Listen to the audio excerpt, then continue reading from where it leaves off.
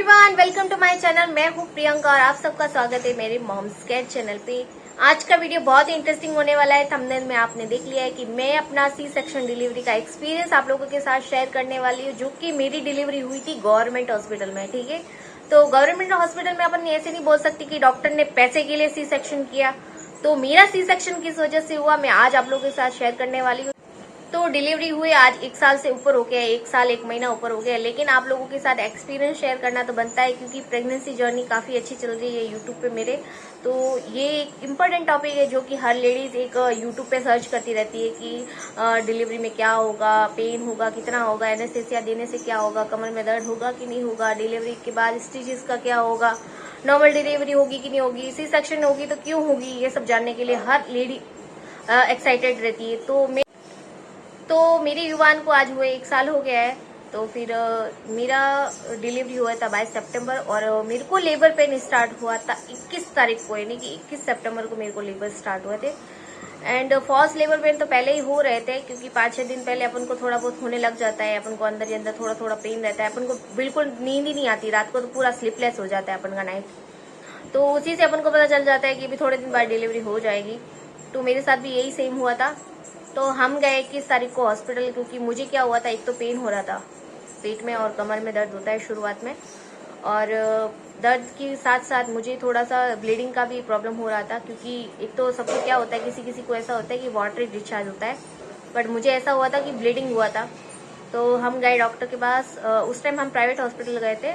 Doctor ने internal checkup किया और बोला कि अभी तक तो कुछ सर्विक्स जैसा ओपन हुआ नहीं है, तो एक काम करिए, अभी आप घर जाइए, मैं आपको इमरजेंसी जैसा हो तो आप बाद में आ जाना। तो वैसे हॉस्पिटल पास में ही था, घर से ज़्यादा दूर था नहीं, तो हम चले गए वापस।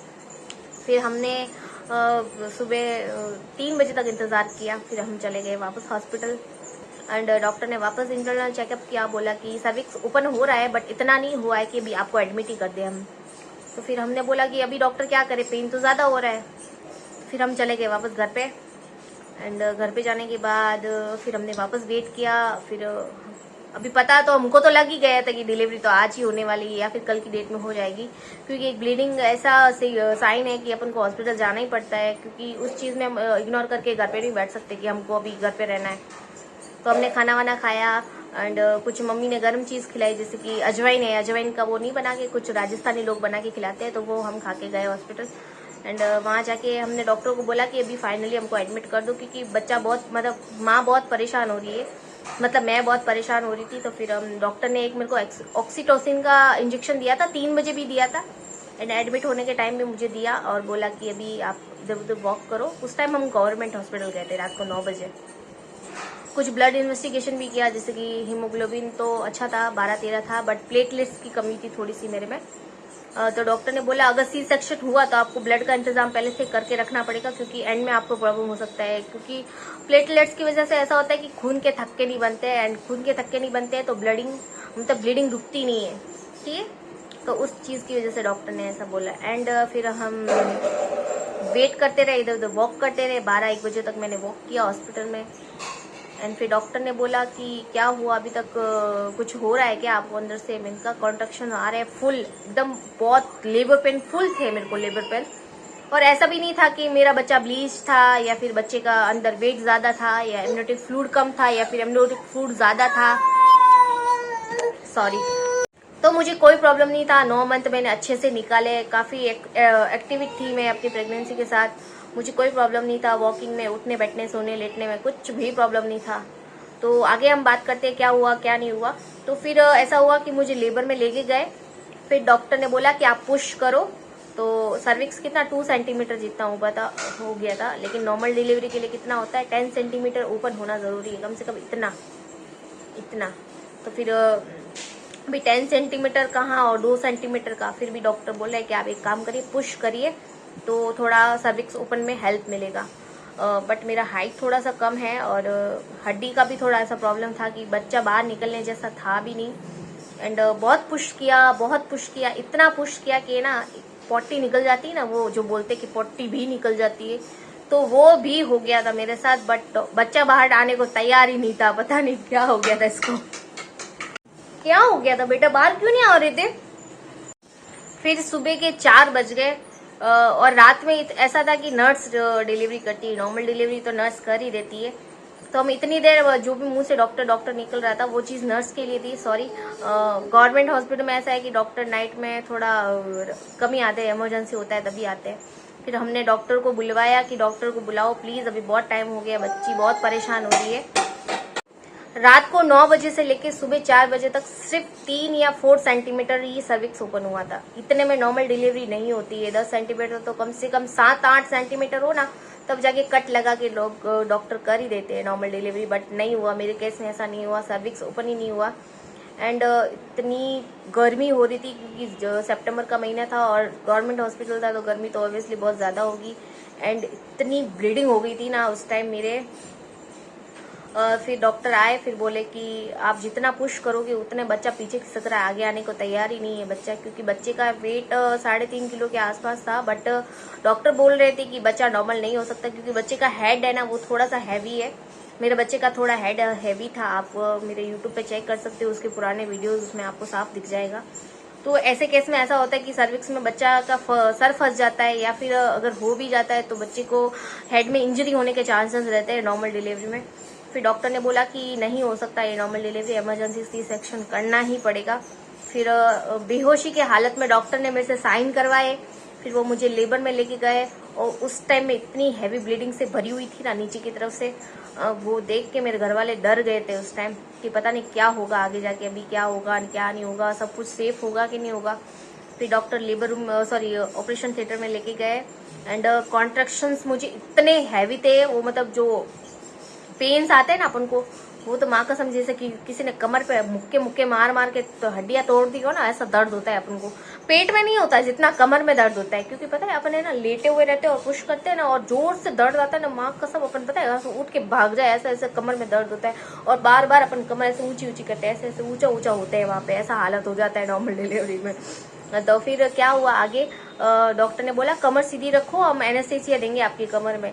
तो फिर अभी कमर सीधी रखूं कैसे, इतना हैवी पेन हो रहा है मेरे को कमर में। डॉक्टर बोले कमर सीधा रखो। फिर मैंने डॉक्टर को बोला डॉक्टर रुको आप 2 मिनट, मेरे को थोड़ा रिलैक्स होने दो, क्योंकि ये ना जो अपन को लेबर आते हैं ना वो थोड़ा सा स्पेस में आते हैं, मतलब जैसे कि हैवी आ रहे थे तो कम से कम 1-2 मिनट के आ रहे थे, तो कम से कम 15-20 सेकंड का थोड़ा अपन को रिलैक्स मिल जाता है बीच में। उसमें डॉक्टर ने फटाफट इंजेक्शन लगाया और इंजेक्शन लगाते ही 2 मिनट में मेरा बॉडी एकदम सुन, जैसे कि बस अभी शांति से बेहोश होके मैं सो जाऊं। लेकिन अपन को पता है कि नींद नहीं आती है, लेकिन अपन को ऐसा होता है कि सब सुन हो जाता है, अपन रिलैक्स हो जाते हैं। फिर फटाफट डॉक्टर ने 2 मिनट में तो कट लगाया, क्लीन किया एरिया को, कट लगाया और 2 मिनट में तो बच्चा बाहर। और 4 बज के तो डॉक्टर आए थे, फिर 4:30 बजे के आसपास तो डॉक्टर आए, फिर इमरजेंसी सी सेक्शन करवाई। 4:58 पे मेरा बच्चा हो गया। फिर मैंने डॉक्टर को उसी टाइम पूछा डॉक्टर क्या हुआ है, लड़का हुआ है कि लड़की हुई है। फिर डॉक्टर ने बोला कि लड़का हुआ है। तो 2 मिनट में बाहर तो बच्चा आ गया, फिर रोने लग गया, क्राई किया। फिर डॉक्टर ने बोला कि लड़का हुआ है। एंड फिर घर वालों को भी बच्चा दे दिया, क्योंकि बहुत शांति मिली उनको भी, क्योंकि सब कुछ ओके हुआ, कुछ प्रॉब्लम नहीं हुआ। क्योंकि प्लेटलेट्स की भी कमी थी तो वो भी इतना रिस्की नहीं था उस टाइम, मेरा अच्छे से हो गया सब कुछ। फिर जब डॉक्टर ने स्टिचेस अपन को लगाते हैं ना तब अपन को पता चलता है कि कहाँ पे कैसा फील हो रहा है अपन को। बस सब दर्द नहीं होता है, खिंचाव जैसे चमड़ी खींचते ना वो अपन को पता चलता है। एंड फिर 3-4 घंटे मेरा बॉडी एकदम सुन्न था। फिर मैं सोती रही 4-5 घंटे। फिर मतलब बच्चे को तो मैंने देखा था, बेहोशी में ही देखा था, लेकिन मैं अपने बच्चे को गले नहीं लगा पाई क्योंकि बहुत एक्साइटेड थी एक तरह से कि जब नॉर्मल डिलीवरी हो जाएगी तो बच्चे को सीने पे जो देते हैं वो मुझे नहीं दिया उन्होंने।